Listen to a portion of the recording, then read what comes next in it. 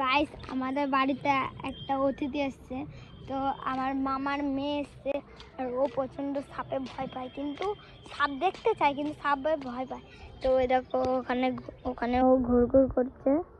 তো চলো ওকে ভয় দেখানো যাক গাইস।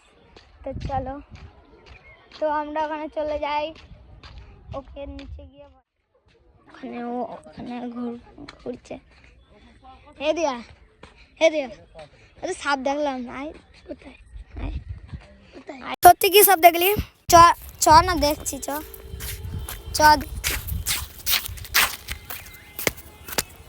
তো গাইস, তো চলো দেখো ওখানে আছে। তো চুপচাপ চলে যাই আমরা। তো ওখানে আছে আগে ও খুব এক্সাইটেড।